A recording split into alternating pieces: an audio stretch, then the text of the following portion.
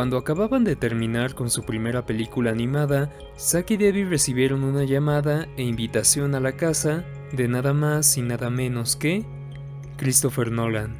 Ya saben, en ese entonces el director que había sorprendido a todo el mundo hace un par de años con su interpretación de Batman, además de que en ese mismo año El Origen había sido todo un éxito tanto en crítica y en taquilla. Cuando conocieron al señor Nolan y también a su esposa y productora Emma Thomas, les contaron que tenían una idea para una historia de Superman. A diferencia de todo lo que se había contado antes, querían mostrar a este icónico personaje en el mundo real, contando una historia más seria y personal de lo que el público estaba acostumbrado. Y entre varios directores, Zack era uno de los que se había considerado para el proyecto. Para la sorpresa de los Snyder, Nolan les dijo que era admirador de sus películas. Así es, a Christopher Nolan le gustan las películas de Zack Snyder. También le gusta Rápidos y Furiosos. Pero una de las razones más importantes por las que aceptaron esta película es porque ambos eran padres adoptivos. Y obviamente con un personaje como Clark, hijo de dos mundos, era obvio que ese aspecto conectaría con ellos. Zack y Debbie no podían creer que les estaban ofreciendo un proyecto de ese tamaño e importancia, pero también al decir que sí, quizá fue cuando sus vidas estuvieron a punto de cambiar para siempre. Al decidir contar esta historia, no solo se trató de contar la historia de un personaje, sino de abrir las puertas a lo que debió ser un mundo de posibilidades. El nombre de esa película era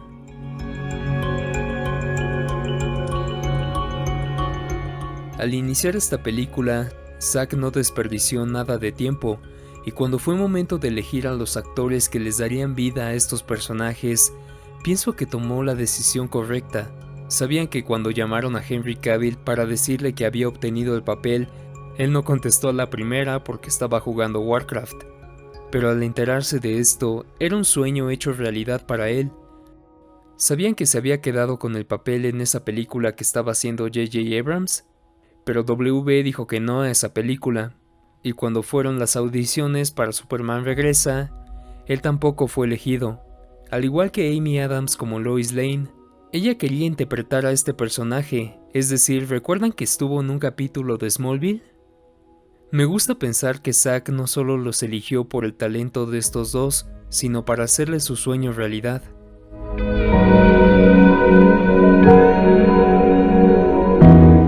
Mientras Zack y su equipo hacían esta película, yo estaba estudiando por ahí. En el verano de ese mismo año, esta película se iba a estrenar. Recuerdo que muchos estaban emocionados, incluyéndome a mí, pues sería la conclusión a dos de mis películas favoritas. Y aún recuerdo esa noche cuando fui a ver esta película. Sin embargo, cuando las luces de la sala se apagaron, obviamente lo primero que vi no fue la película, sino los avances. Y entre los avances había uno que era muy especial. La música del Señor de los Anillos sonó, mientras veía todas estas hermosas imágenes. Los nombres de Christopher Nolan y Zack Snyder aparecieron en pantalla, mientras escuchaba las palabras de un padre a su hijo, y entonces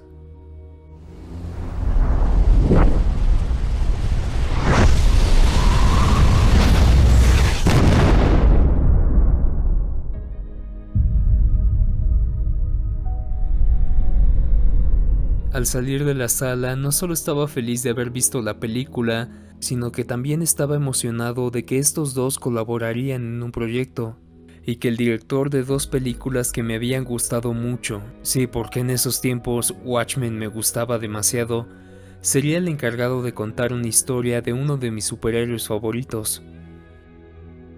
Y al verla por primera vez, recuerdo que me gustó mucho. Creo que principalmente por lo diferente que se sentía de las anteriores historias de Superman y de lo diferente que se sentía de muchas películas de superhéroes de esos tiempos. Y creo que como era una película de Snyder, ya no me sorprendía tanto al descubrir que las críticas no fueron tan amables con la película, pero también casi nadie que conocía en ese tiempo le había gustado tanto esta película. Quizá también porque en esos tiempos no estaba rodeado de tantas personas a quien les gustara Superman. Además de que esta fue una historia de Superman contada a través de los ojos de Zack, con su estilo, a su manera, y no a todos les gustan las películas de este sujeto. Se nos presentó a esta versión de Superman, o mejor dicho a Clark, interpretado por Henry. Ahora quiero decir que para mí Henry es buen Clark, para esta historia y para esta película. Creo que lo he dicho antes, pero cada vez que la misma historia se va a contar de nuevo, no quiero ver lo mismo, quiero ver cómo se puede contar la historia de manera diferente, porque sé que como muchos otros personajes, Superman es alguien que ha pasado por muchos cambios a lo largo de su historia, así que para mí no hay una manera definitiva de cómo debe ser este personaje. Tampoco ayuda que la gente siga comparando a Henry y a esta película con lo que vino antes. Es por eso que nunca me gustó mucho que Brandon Routh estuviera haciendo una imitación de Christopher Reeve, aun cuando creo que ese era el punto porque era el mismo Superman. A lo que me refiero es que él pudo ser su propio Superman. Pero dejemos algo en claro, adoro las películas de Richard Donner y Christopher Reeve por lo que son, hermosas historias, productos de su época, y por supuesto, Reeve es perfecto como el superhéroe que debe tener una identidad secreta. A lo que me refiero es que Superman y Clark Kent son dos personas totalmente diferentes, pero la verdad nunca me ha gustado que la gente use esta versión del personaje para señalar todo lo que está mal con las interpretaciones que vinieron después. Y como alguien a quien le gusta Superman, me gustó cómo se nos mostró a Clark en esta historia. Sé que ya todos se saben la historia, pero la verdad siento que las historias de origen quizás sean la parte más importante de estos personajes. Y la verdad siempre me ha gustado el Clark de Henry. Me gusta que sea algo introvertido, callado, que aún está tratando de buscar respuestas de quién es, si es que vale la pena mostrarse al mundo, y si es posible que exista entre los humanos. Si en esta película no vemos a Superman como este ícono perfecto, es porque todavía hay un camino que recorrer para llegar a eso. Desde el principio de esta historia vemos que Clark es bastante noble. Sabe que es peligroso que el mundo lo vea, pero está en su naturaleza ayudar a los demás. Sucede que, alrededor de estas películas, nos muestran que quizá Clark no cambia, sino el que cambia es el mundo alrededor de él. No es que Superman no salve al gato en estas películas, sino que hay consecuencias cada vez que lo hace. Pero cuando veo momentos como él defendiendo a esta chica de su acosador y al mismo tiempo permitiendo ser humillado cuando podría hacerle daño a este sujeto, o simplemente este diálogo. Si eso hace a la Tierra más como Krypton, ¿no serás más débil cerca de ella? Puede ser. No dejaré que eso me impida intentarlo. Esas palabras, obvio que no te va a detener, eres Superman. Y hasta el día de hoy sigo adorando el final de esta película. Clark tomó la decisión de quedarse con la humanidad, y no fue fácil. Pero de esa manera es que comenzó su viaje, y decidió estar cerca de la persona que alrededor de esta historia fue una de sus pruebas de lo mejor de la humanidad, Lois. Y por un momento pongámonos a pensar en todo el significado de las últimas palabras de esta película. Lois Lane, bienvenido al planeta. Es un placer estar aquí, Lois. Lo curioso es que este apenas sería el primer capítulo en una historia más grande que respondería a todas esas preguntas.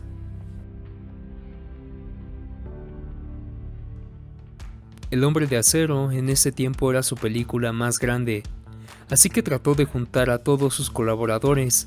Damon Caro, Mark Twight y Richie Cetron volvieron para el entrenamiento físico de los actores y coordinar la acción. Michael Wilkinson como el diseñador de vestuario y por supuesto Debbie detrás de cámaras como su productora. Debido a que en esos tiempos Larry Fong estaba ocupado terminando de grabar Super 8 y comenzaría a grabar Los Ilusionistas, no pudo participar en la película, así que Amir Mokri fue el director de fotografía de esta. y hasta la fecha creo que esta es una de las películas de superhéroes más hermosas que he visto. Además de que quizás sea la película con un look más distintivo al resto de las películas de Zack, ya que estaba bajo la supervisión de Christopher Nolan y Nolan quería mostrar una versión más realista del personaje, Zack tuvo que limitarse en cuanto a su estilo. Mucha de la acción que vemos en esta película se hizo de manera práctica. No vemos locos movimientos de cámara que Zack había utilizado antes, tampoco hay cámara lenta super estilizada. En vez de eso, la mayoría de la película se nos muestra con cámara en mano. Sé que hay muchos que no les gustan estos zooms, pero a mí no me molestan, me hacen sentir como si alguien estuvo sosteniendo la cámara. Muchas cosas, desde el vestuario, los efectos especiales que 8 años después aún se ven súper reales, Michael Shannon y Anya Traue como los villanos, y por supuesto, la música de Hans Zimmer que, aunque sea muy diferente a todo lo que vino antes, para mí sí captura todo el espíritu de un personaje como Superman. Y aunque no consideraría esta como una de mis películas favoritas de Zack, me gusta un poco más cada vez que la vuelvo a ver. ¿Tenía problemas? Obvio que sí. La verdad nunca me convenció la manera en que se nos presentó la historia, con flashbacks. No estoy diciendo que esté mal, sino que hay otras historias que lo han hecho mejor. Porque cada vez que se nos presenta una pregunta, se usa un flashback para darnos la respuesta, o para mostrarnos cómo un personaje aprendió o aplica una lección. Sin embargo, muchos de los flashbacks de esta para mí no funcionan muy bien, porque ya se nos mostró que Clark ha salvado gente como adulto, así que esta parte no tiene tanto impacto, porque ya sabemos lo que va a hacer. Además, sí he llegado a sentir que quizá hay demasiada acción en esta película. Y también desde que vi esta película por primera vez, nunca me ha convencido la muerte de Jonathan Kent, porque siempre he sentido que la muerte de Jonathan debe mostrar que, aunque Clark tenga todo el poder del mundo, hay cosas que no vas a poder detener. A pesar de eso, sí he sentido que el público fue muy duro con esta película. Había mucha negatividad rodeando esta película y a Zack, pero ¿saben qué? Creo que el sujeto sí escucha y aprende de sus errores, porque una cosa es no dejar que la negatividad de las críticas te afecte, y otra cosa muy diferente es no escuchar el criticismo. Digo esto porque la siguiente película sería algo diferente. Después del estreno de esta película, sí quería ver más de este mundo y de estos personajes. Y entonces llegó Comic-Con del 2013, y al final, Harry Lennix tomó el micrófono y dijo estas palabras. I want you to remember, Clark, in all the years to come, in all your most private moments, I want you to remember my hand at your throat. I want you to remember the one man who beat you. Whoa! What? What? What?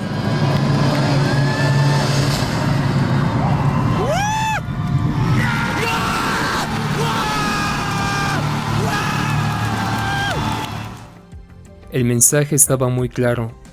Batman estaría en la siguiente película. Batman y Superman juntos por primera vez en la gran pantalla. Este era un universo mucho más grande, quizá lleno de personajes que adoraba con todo mi corazón. Todo iniciaría aquí. Recuerdo estar tan emocionado, además de que Zack volvería a ser el director. Y aún recuerdo que el camino a esta película fue bastante interesante. Más tarde ese año se anuncia que el nuevo Caballero de la Noche sería Ben Affleck, y entonces el internet se volvió loco. La gente no lo quería, incluso llegando a muchos extremos por eso, pero de cierta manera quería ver cómo sería un Batman más viejo bajo la dirección de Zack. Así que solo esperé. Al momento de que Ben entró, su amigo y escritor Chris Terrio también. Ese mismo año Ben Affleck y Chris Terrio acababan de ganarle 3 Oscars a W con la película Argo. Chris Terrio le ayudaría a Zack a desarrollar mejor la historia de las siguientes películas. Y luego el internet se enojó mucho más cuando en diciembre de ese año se anuncia que la actriz que le daría vida a la Mujer Maravilla sería Gal Gadot.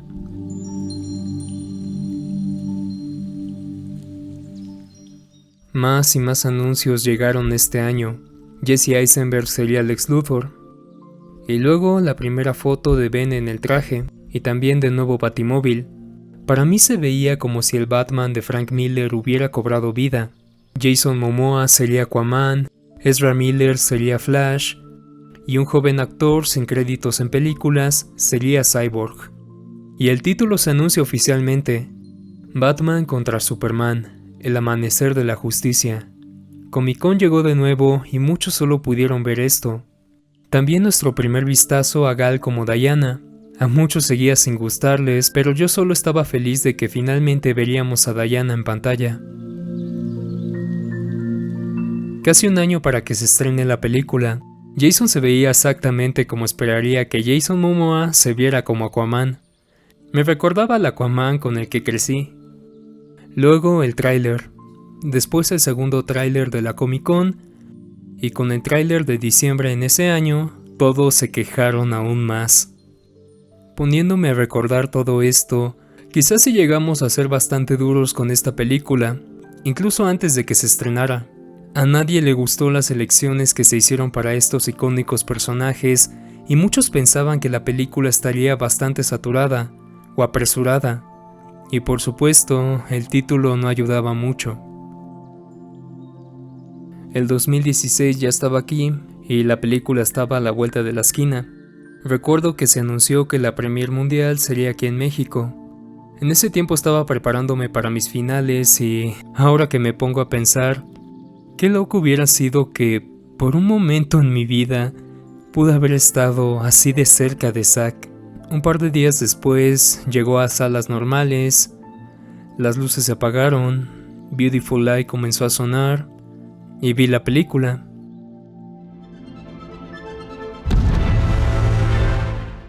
Estaba un poco confundido. Creo que mi primera impresión al verla en el cine fue que quizás se sintió muy amontonada, y al momento de ver las críticas tampoco me sorprendió. Todos perdieron la cabeza. Decían que era un fracaso, la llamaban una de las peores películas de superhéroes. ¿Quién creyó que era una buena idea poner al director de Sucker Punch al mando de DC?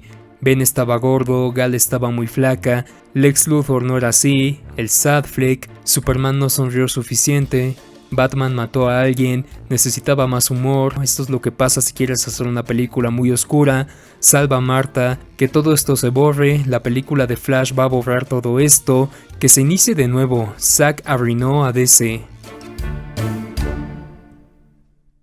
¿Y saben qué?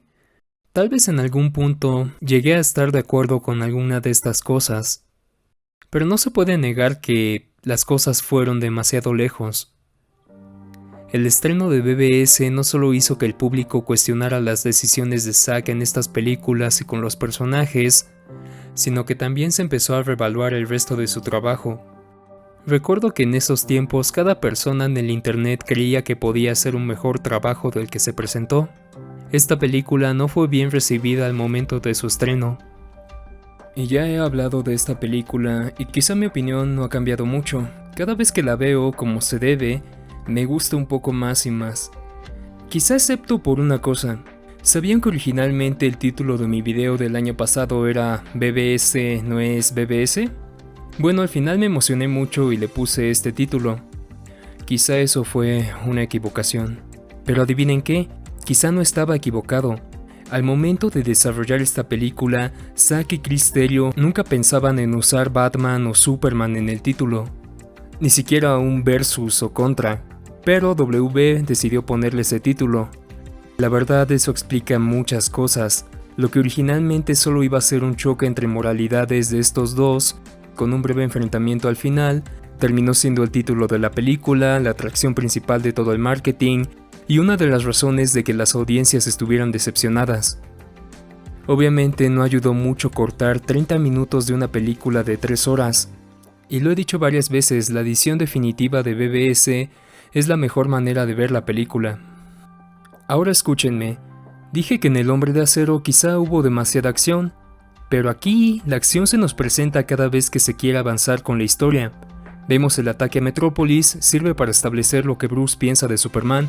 El ataque a África sirve para establecer el plan de Lex. Las pesadillas establecen la paranoia de Bruce. La persecución con el Batimóvil establece el primer encuentro entre estos dos. Mi punto es que creo que la acción debe presentarse como una manera de mover la historia, no cada vez que se pueda.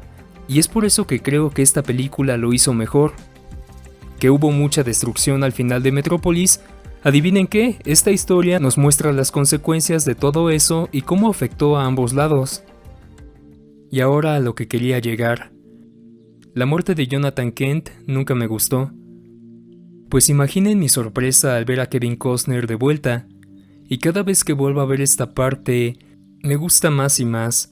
Jonathan y Clark tienen una conversación de cómo a veces, aunque parezca que salves el día, y algunos te vean como un héroe, otras personas pueden estar sufriendo como consecuencia de tus acciones. A veces simplemente no puedes salvar a todo el mundo, a pesar de qué tan poderoso seas. Para mí, esa es la enseñanza más importante que papá Kent debe darle a su hijo. Y si quieren meterse más a Zack y sus alegorías, esta también se puede interpretar como la visita al Monte de los Olivos, ya que estábamos en el camino de la pasión. Y sí, también no es accidental que esto se interprete como cuando Jesús fue bajado de la cruz. Pero en esta toma también vemos que Bruce mira hacia abajo, donde él los perdió, y Diana mira hacia arriba, donde ella lo perdió. Y he dicho que las alegorías de Zack a veces sí tienen un propósito. Quizá Bruce en esta historia representa al hombre, debido al tema de las madres, quizá también representa a Juan, ya que él también es el hijo. Esto se puede comprobar cuando al final de esta historia Bruce debe proteger a la madre. Oh, I need a ride back to the house. I forgot my checkbook to pay the funeral director. They said it's all taken care of. By whom? Anonymous donor. Pero la razón de mostrarnos la muerte de Clark fue porque al mismo tiempo nos mostraron héroes rotos, que habían caído, que llevaban ocultos mucho tiempo, que han ido demasiado lejos y que podrían haber tocado fondo. Al mismo tiempo, la humanidad estaba dividida. Si se nos mostraban las imágenes de Atlas con el peso del mundo sobre sus hombros y de Jesús arrastrando la cruz, al mismo tiempo de que los noticieros discutían a Superman, es porque la humanidad veía a Clark de esa manera, como un ser superior, como una clase de salvador. Pero es por eso que siempre adoré que inmediatamente después de ver todo esto, cortamos a una escena de Clark llamando a Marta a mitad de la noche. Y para mí no hay mejor manera de demostrar que, al final del día, Clark es solo un niño granjero que sigue buscando a su mamá cuando tiene pesadillas. Si al momento de acabar con Zod, Clark escogió a la humanidad, BBS nos muestra a Clark preguntándose si valió la pena. Hay humanos sufriendo debido a sus acciones. Clark tiene un parecido a otro personaje de Zack en ese sentido, Soren. Ambos se dan cuenta de que a veces ser un héroe no es tan glorioso como lo pintan. Requiere de sus sacrificios y no siempre se sentirá bien, pero al final del día se paga un precio por hacer lo correcto. Alrededor de esta historia, Clark ha visto todo el daño del que la humanidad es capaz, pero en sus últimos momentos, al ver el valor en Lois, al ver el valor en Bruce, en Diana, se da cuenta de que sí vale la pena, de que habrá gente dispuesta a seguir luchando, a proteger, a salir de las sombras. El mismo sacrificio que inspira a Bruce y a toda la humanidad. Después de que Bruce se dio cuenta de la humanidad en Clark, es lo que lo inspira a querer mantener su legado. Este era el amanecer de la justicia. El siguiente capítulo en toda esta historia sería este, que aunque se empezó a grabar en ese mismo año, los siguientes 2 capítulos de esta historia ya se habían planeado. Se tenían la sinopsis, algunos borradores de los guiones, incluso bastantes storyboards y arte conceptual. No solo de la parte 2 y 3, sino también de algunas otras historias de estos personajes. Y esta fue una de las razones principales por las que Zack y Debbie pidieron un año más durante la filmación de BBS. Si El Hombre de Acero y Batman contra Superman eran las semillas, las siguientes películas serían los frutos de todo esto. Y en ese tiempo sería su película más larga. Es decir, ¿recuerdan que en esos tiempos esta sería la primera película de superhéroes de 3 horas? Y al empezar, como siempre, todo su equipo e incluso su familia participó en esta película. Su hijo Eli fue quien coordinó el partido de fútbol que veríamos en la película. Como Larry estaba ocupado grabando Kong, la Isla Calavera, el director de fotografía de esta película sería Fabian Wagner, que quizá era mejor conocido por haber grabado alguno de los episodios más impactantes de Juego de Tronos. Zack y David trataron a esta película como cualquier otro de sus proyectos, y era algo tan especial considerando que habían iniciado ese viaje desde 2010. Pero, incluso si todos estaban disfrutando al hacer esta película, la gente de más arriba no estaba muy satisfecha. Tomen en cuenta que BBS no alcanzó los resultados en taquilla que W esperaba, además de que las críticas divididas y muchos fans diciendo que todo era muy oscuro y que querían más humor, llevó a que se buscara un tono más liviano, lo que requería intervenir con la visión de los artistas. Y creo que la mayor prueba en esos tiempos fue la versión de cines de Escuadrón Suicida, lo que pudo haber sido tan especial, y la primera película con protagonistas supervillanos se convirtió en una comedia que parecía que copiaba a Deadpool y Guardianes de la Galaxia. Incluso hicieron que Patty Jenkins cambiara el final original de Mujer Maravilla. En esos tiempos W también quería cortar lo que quizá era la escena más inspiradora de esta película. Para Liga de la Justicia fue que W mandó a John Berg y Jeff Jones para que supervisaran las grabaciones. Al menos uno de ellos tenía que estar en el set cada día, en lo que Zack describe como hacerle de niñeros. No me importó mucho porque no eran muy intimidantes, solo sentí que las ideas que tenían, donde trataban de inyectar humor y cosas así, nada muy escandaloso. Te creo, Zack, obvio que para ti no se veían tan intimidantes. También parece que Joss Whedon estuvo involucrado con esta película mucho antes de que se anunciara oficialmente, reescribiendo algunas escenas, y cada vez W le estaba dando más autoridad. Lo más triste es que en algún punto Snyder pensó que tener a Whedon participando sería divertido. Y también Zack tenía que aparentar que estaba haciendo la película más divertida frente a bloggers y youtubers que W invitaba al set. El estudio decía, ellos te han rechazado, tienes que hablar con los bloggers y tienes que gustarles, y llevarlos al set, muéstrales que la estás haciendo más divertida. Una cosa estaba clara, W no quería y no tenía confianza en Zack. Pero eso no lo detenía, al final del día seguiría haciendo la película, porque ya estaba planeada. Antes de continuar, David F. Sandberg tiene un video donde explica que si se trata de estas grandes producciones, muchas veces, incluso con un año antes del estreno, se tendrá un primer corte de la película. El material será de baja calidad, la música será de otras películas, muchos efectos especiales estarán incompletos, o a veces solo se mostrarán storyboards o texto describiendo lo que está pasando, porque muchas cosas aún no están listas. Todo esto servirá como borrador, además de ayudar con el marketing de la película, pero ese corte sigue siendo la película. Y para finales de 2016 eso es lo que se tenía. Un corte lleno de tomas sin efectos especiales, storyboards porque aún no se grababan muchas cosas, y estaba en blanco y negro. Pero esta era la película. Sí existía. Antes de llegar a este año, quiero hacer un último paréntesis, para decir que dudo que un artista haga algo con la intención de lastimarte. A veces pienso cuando George Lucas empezó a grabar las precuelas, estas eran historias que él quería contar desde hace tiempo, y veo lo entusiasmado que estaba al momento de hacer estas películas, lo feliz que se veía cuando encontró a Jake Lloyd, de presentarle al mundo los nuevos personajes, además de que el sujeto parece muy tranquilo y agradable. Después pienso cómo el público recibió las precuelas y quizá los más crueles fueron los mismos fanáticos, que se quejaban y criticaban cada cosa y decían que George Lucas había arruinado su infancia. Nunca llamaría a las precuelas películas perfectas, pero tampoco creo que él se merecía todo lo que le pasó, hasta el punto de no querer dirigir de nuevo.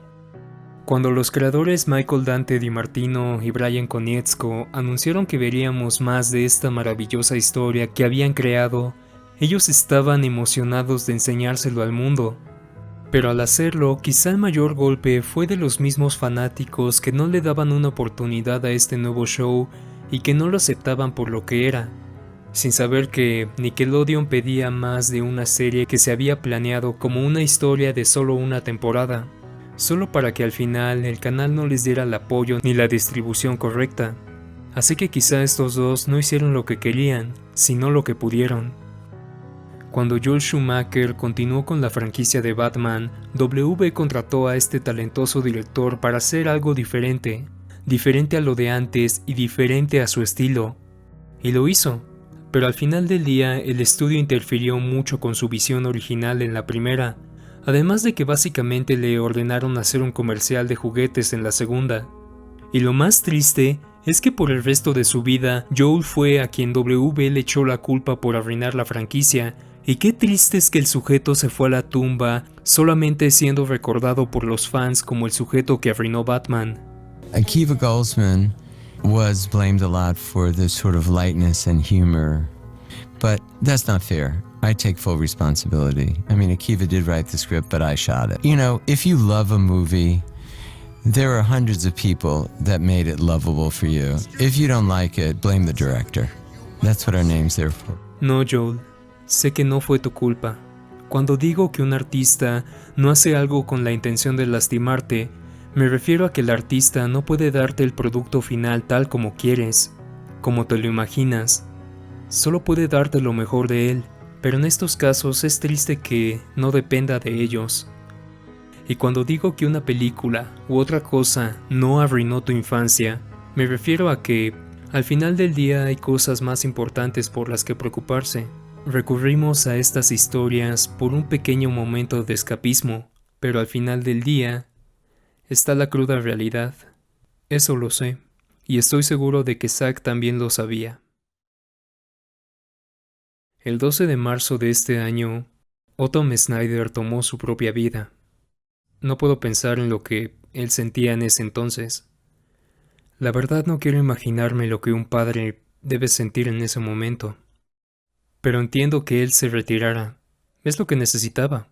Desde los últimos años, se la había pasado peleando con los ejecutivos, además de los fans que no tenían fe en él.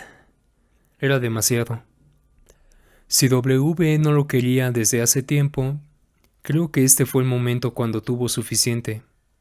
La muerte de Autumn no solo significó la salida de Zack del proyecto, sino también la de Debbie.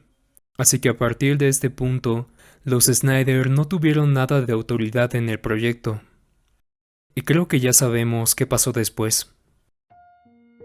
Para mí nunca tuvo mucho sentido que inmediatamente que se diera a conocer esa noticia, W anunciara exactamente el mismo día que Joss Whedon se encargaría de completar la película. Pero ahora ya sé por qué. Ya sabemos por qué. Completar la película significaba una cosa totalmente diferente. Todo, desde la historia principal, la introducción de los personajes, la duración, la música, el tono, el diálogo, tuvo que cambiarse. Para empezar, las regrabaciones requirieron que el elenco regresara en momentos cuando ellos estaban ocupados con otra cosa. En esos tiempos, Ben estaba pasando por momentos muy difíciles y su complexión no era la mejor. Ezra Miller estaba grabando la segunda Animales Fantásticos y tenía un corte de cabello diferente. Los estilistas de Ray y Jason fueron reemplazados, y creo que ya todos saben con qué estaba ocupado Henry durante estas regrabaciones. Fabian Wagner estaba grabando otra película, así que quizá Whedon se encargó de ser su propio director de fotografía. Ya no se pudo volver a muchas de las locaciones ni a los sets que se habían construido, así que se utilizaron acercamientos de los actores con una pantalla verde detrás para insertarlos en las escenas existentes de la película. Los artistas de efectos especiales tuvieron que descartar todo lo que se estaba haciendo y empezar a trabajar de nuevo con lo que les dieran. Eso significaba que ya no tendrían más de un año para trabajar en los efectos de esta película, sino menos de medio año. Y me siento tan mal por ellos. Escuchen, dudo que alguien quiera entregar malos efectos especiales. Quizá fue que no tuvieron tiempo. Aparentemente también Jeff Jones y Whedon colaboraron para cambiar esta historia lo más que se pudiera, y muchos de los actores tuvieron problemas con los nuevos diálogos. Se dice que Jeremy Irons creyó que los diálogos eran tan malos que él mismo los reescribió en su remolque. En algún momento, Ben, siendo quizá el que llevaba más tiempo en la industria y sabía cómo funcionaba todo eso, trató de convencer a los actores de que no regresaran para las regrabaciones. Pero creo que ya todos saben que el más afectado durante estas regrabaciones fue Ray. No solo se cortó lo que era su historia de origen, sino que el personaje se cambió completamente para esta película. También es obvio que cada escena de las regrabaciones donde estuviera Victor requería de efectos especiales, de los cuales no hubo tiempo para terminar. Jeff Jones le dijo a Ray que en vez de presentar a Victor como el monstruo de Frankenstein, debía presentarlo como un Quasimodo amable. Y por supuesto, en algún momento de la película, Jones y Whedon querían que Cyborg dijera bulla. Lo triste es que en un principio Chris Terrio, Zack y Ray acordaron que el personaje no diría esa frase en la película. Cuando llegó al set, Whedon estiró sus brazos hacia Ray y recitó una línea de Hamlet en un tono burlón. Di el discurso, te lo ruego, como te lo pronuncié. Fisher contestó, Joss, no estoy de humor. Al dejar el set después de decir esa frase para las cámaras, Whedon gritó, buen trabajo, Ray.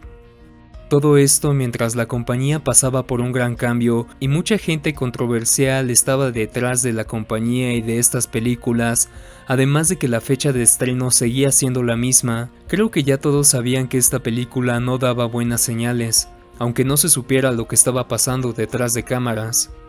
No me imagino lo que los actores sentían al ser obligados a hablar bien de la película que estaban haciendo en ese entonces.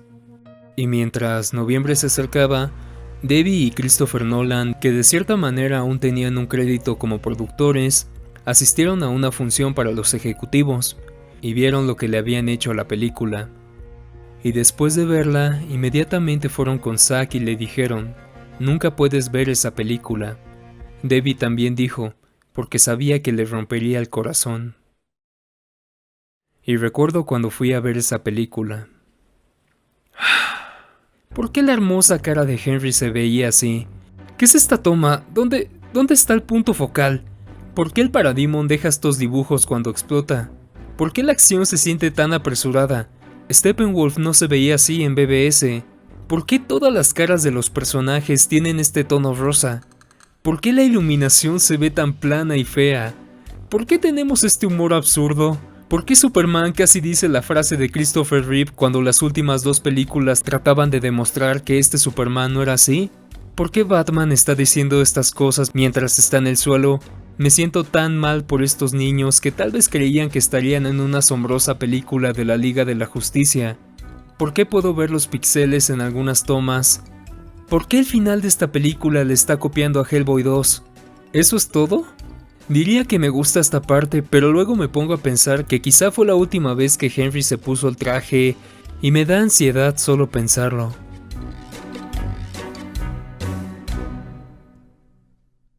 ¿Y saben qué fue lo más estúpido de mi parte? Que en algún momento creí que Joss Whedon había sido manipulado por WB y que él podría hacer una buena película de la Liga de la Justicia, pero agradezco que ahora sé lo que sé y que he podido reconsiderar su trabajo.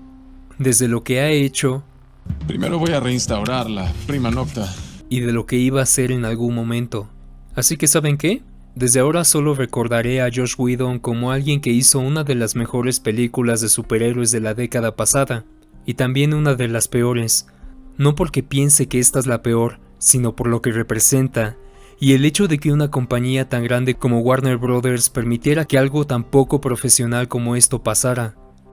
Como alguien a quien le gustan las películas de Snyder, como alguien a quien le molesta cuando se abusa y se destruye la visión del artista, y como alguien que decidió convertirse en fotógrafo después de haber visto Sucker Punch, esta película también rompe mi corazón un poco. Tan solo pensar que muchos de los actores inmediatamente dieron a conocer que esta no era la película en la que habían participado, que Fabian Wagner lloró al ver que casi no se había utilizado nada de lo que él había grabado, que inmediatamente después de haber visto esta película, Chris Terrio llamó a su abogado para que quitaran su nombre de esa cosa en lo que describe como un acto de vandalismo. Pero sí se dejó el nombre de Zack, ya saben, en caso de que WB quisiera echarle la culpa a alguien, justo como lo hicieron con Joel Schumacher hace tanto.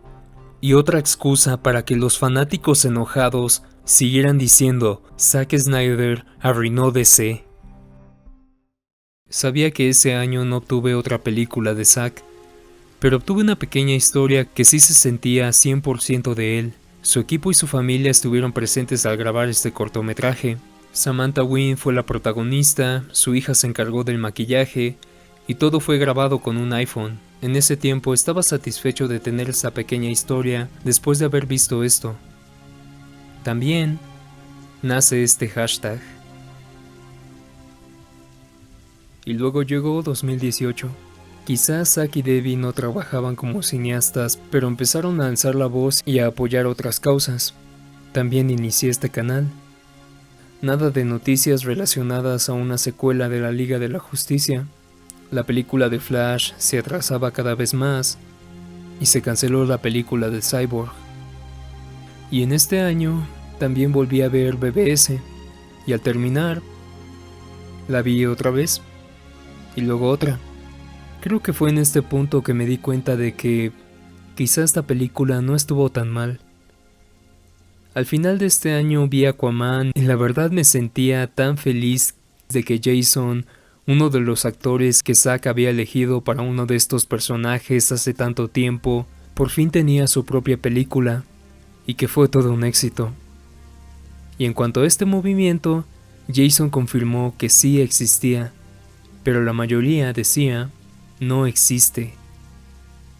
A principio de año se anuncia que Zack y Debbie volverían con una producción original, y la verdad me emocioné por saber que después de mucho tiempo volveríamos a ver una historia original de este director, y en sí de que volvería a tomar la cámara. También volví a ver El Hombre de Acero, e inmediatamente volví a ver BBS, y poco a poco me di cuenta de que había cosas muy buenas en estas películas, y era triste cuando pensaba que nunca vería cuál era el plan original. Shazam se estrenó y creí que era muy divertida. Parte de mí creyó que finalmente WB dejaría de meterse con la visión de sus directores. Más tarde ese año, esta película se estrenó y a todos les gustó. Todos los que alguna vez dijeron que esta película era innecesaria y dudaban del director de Qué pasó ayer, fueron los primeros en tuitear que irían a verla y también los primeros que se pintaron la cara. Y en cuanto a esto, el movimiento se hacía mucho más grande y popular, e incluso Zack publicaba storyboards y fotos de algunas escenas. Más y más gente confirmaba que sí existía. Sin embargo, la mayoría seguía diciendo, no existe. En este loco, cruel año, Aves de Presa se estrenó, y hasta el día de hoy estoy convencido de ser uno de los únicos a los que les gusta mucho esta película. Me sentía feliz de ver a Margot de vuelta, en un mundo donde Ben había colgado la capa y Superman no tenía cabeza. Se sentía bien ver que alguien de las primeras películas volvía a interpretar uno de estos personajes. Casi un mes después, el mundo se detuvo. Nadie estaba preparado, muchos no creían. El mundo empezó a sufrir más de lo normal a partir de este momento. Así que durante todo ese alboroto, decidí hacer algo diferente, y que incluso yo pensaba que no tenía mucha importancia. ¿Qué tal si hablaba de uno de mis directores favoritos? Porque hasta ese tiempo había mantenido en secreto que me gustaban las películas de Zack, porque sabía que decir eso en el internet era bastante problemático. Hablé de Sucker Punch para explicar el estilo de Zack, y luego hablé de BBS porque pensaba que el público había sido muy duro con esta película. ¿Y saben qué? Desearía haberme expresado de una manera diferente. Principalmente quería decir lo triste que me sentía de no haber podido ver el resto de esta historia con estos personajes. Creía que no llegaría. Pero ¿saben qué? 4 días después de subir ese video, Zack hizo una transmisión para ver El Hombre de Acero. Debbie apareció, y luego un super invitado sorpresa se unió a la conversación, después los fans, y una chica hizo esta pregunta. Will you release the Snyder Cut? There it is. There it is. I think that, I mean, I don't have I can't show the movie right now, you know, because it's still a little bit to do, but I mean, there is this. I have this. I don't know if this is helpful. See that?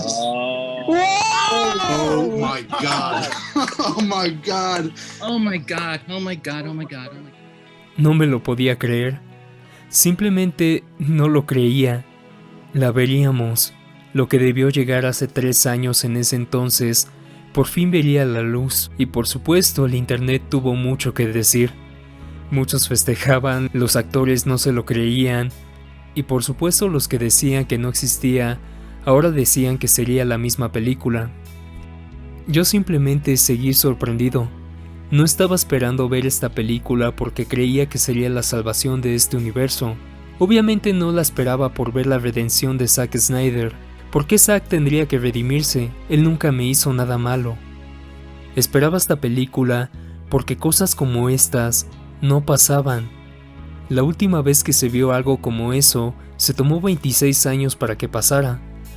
No todos los días se escuchan cosas como Sam Raimi podrá terminar de contar la historia de Peter Parker, o que Guillermo del Toro podría hacer sus 2 películas del Hobbit como estaba planeado, o que Scott Derrickson nos enseñará la historia de Doctor Strange como la había planeado en un principio. Simplemente cosas como estas no pasan todos los días. Y hace un par de meses la vi, y debo decir que no estuve decepcionado.